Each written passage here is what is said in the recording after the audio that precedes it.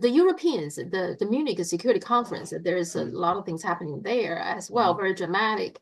So J.D. Vance, the vice president, he gave a speech that got lots of Europeans nervous, and even I guess the Security Council's Munich Security Council's outgoing chairman, he even like got emotional, like he had the tears. So what J.D. Vance said was that he was very highly critical of the European countries' values. He's saying that your values are not aligned with us. So you are dictator, you're authoritarian, you're not letting your people speak freely, etc. What is your take on that? Well, it was a fascinating speech. It lasted all of 22 minutes. It was extremely well delivered and it was extremely well constructed.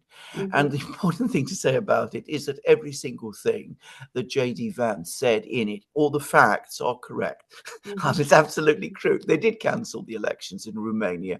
They do have disinformation operations going on across Europe. They do have firewalls which prevent political parties from operating freely in Europe. It is absolutely correct that people can be arrested in Britain for praying outside abortion clinics and indeed for saying the wrong things in prayers inside their own homes. Absolutely it is. I mean, people in China may be surprised about all of that.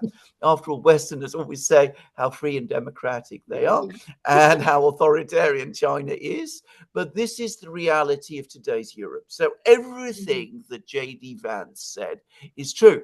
He didn't say something else, which the Europeans, if they had two brain cells to rub together, might have said, which is that all of this came from America.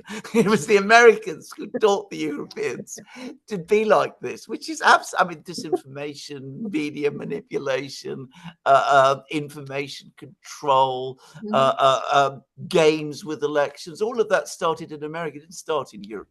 It was the Americans who went around interfering in the internal affairs of other countries. Something else Vance complains about. They started doing that long before the Europeans got in on that game. But anyway, Vance comes along and says this. The Europeans are utterly horrified, and it is impossible to overstate the shock in Europe after that speech. I mean, it has sent absolute waves of panic across Europe. And the reason this is the case is because Vance also said in the speech quite clearly, look, we in the United States of this great democracy, we value all of these things. We value the freedom, we value the liberty, we believe in free speech, we believe in all of these great things. But you in Europe, you clearly don't do that anymore.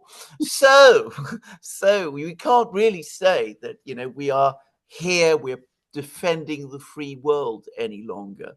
So why should we be here at all? Since you are becoming these anti-democratic backsliders, surely the time has come for us to go.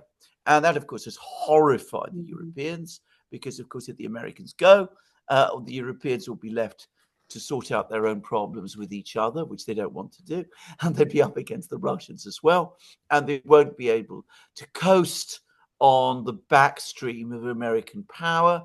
And we won't have Annalena Baerbock coming along to Beijing and lecturing or trying to lecture Wang Yi about what China does in its own country. So, so the Europeans are absolutely shocked, horrified, appalled by these words. And you can see why. As I said, factually, nothing is true. But in a way, the double talk here is quite incredible. But the Europeans, of course, can't bring themselves to say it.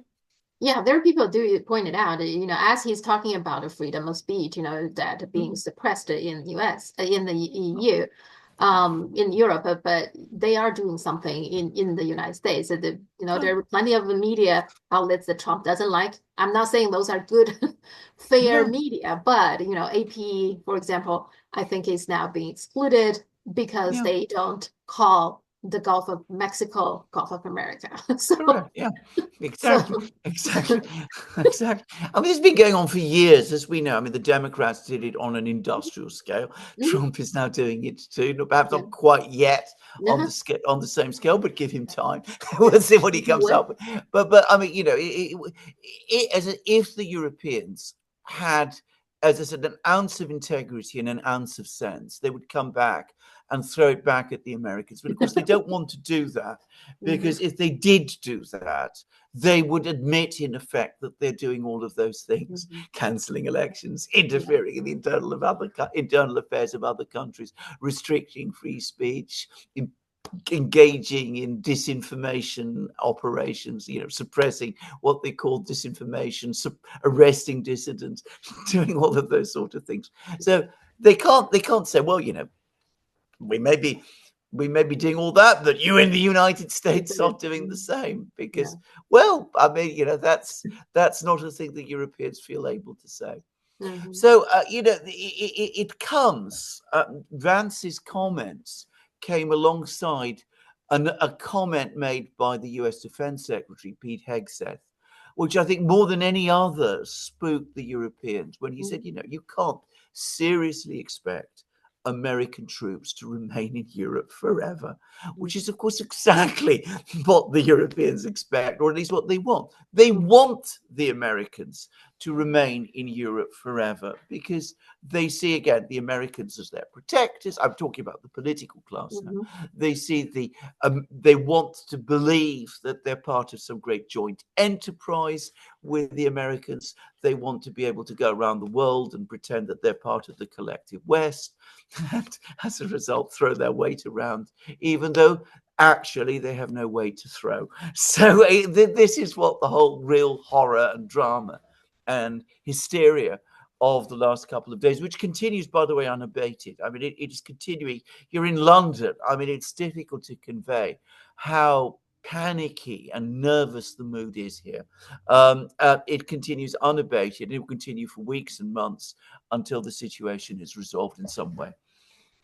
they had an emergency meeting in Paris, right? So, is there anything come out of it, or just a meeting for everybody to cry together?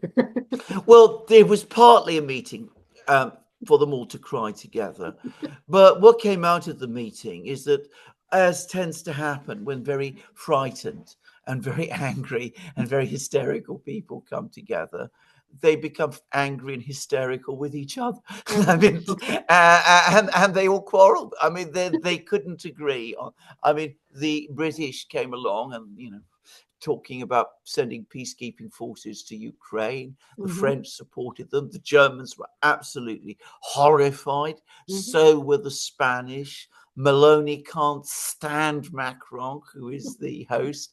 So she turned up an hour late in a Maserati, you know, dressed in some sort of glamorous costume, but with a absolutely thunderous look on her face. So, I mean, you know, all it did in the end was expose their weakness, because they have no real cards to play, and their divisions.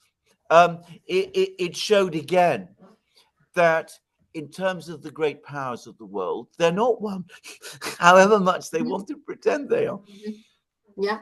Well, Cicero, the German magazine actually had their, I think on the cover was a picture of the globe, and then here there is a dragon, China, and Mhm. then the bear, the the Russian bear, and then the eagle, the Americans, right, the US. They were clearly dividing the globe. So that was a picture on the Cicero, the cover. So I guess that's what they're afraid of. That's exactly what they are afraid of, because, Uh-huh. as I've said many times, it's how the Europeans think. I've Hmm. said this before. Hmm. They're obsessed with power. Hmm. They think only in terms of power and division and conquest.